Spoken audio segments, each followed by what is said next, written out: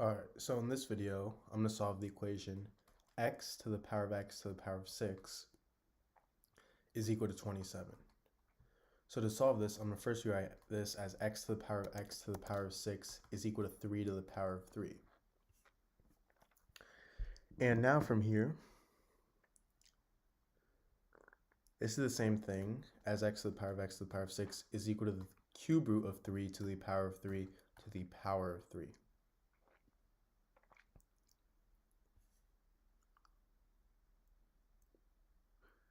Which is equal to the cube root of 3 to the power of 3 squared. Because 3 times 3 is 9, and 9 is the same thing as 3 squared.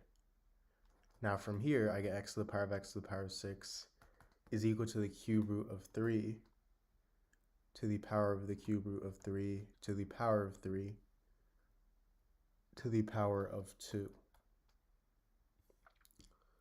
And this is equal to the cube root of 3 to the power of the cube root of 3 to the power of 6.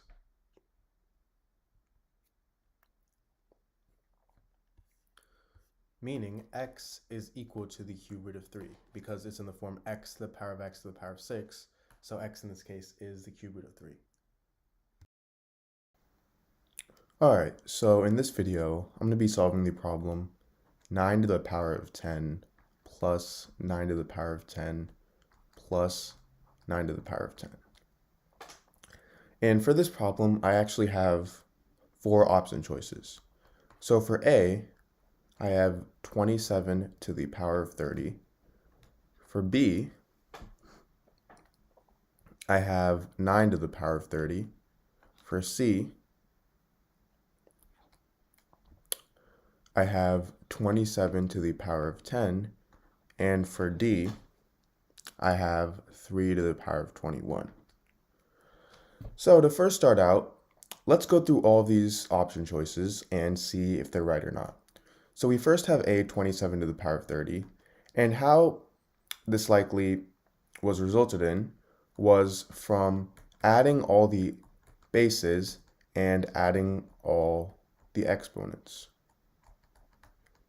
So we have 9 plus 9 plus 9 to the power of 10 plus 10 plus 10, which is equal to 27 to the power of 30. And this is actually wrong because this is not the proper way to add exponents. So now going from here, this was likely gotten, 9 to the power of 30, by keeping the base the same and then adding the exponents. And this again is wrong because this is not the right way to add exponents. Now we have 27 to the power of 10, and this was gotten from adding the bases but keeping the exponent the same. And this again is wrong as well. That's not how you add exponents. Now 3 to the power of 21, which is by process of elimination the right answer, we're going to see how they got this. So we first start with 9 to the power of 10 plus 9 to the power of 10 plus 9 to the power of 10.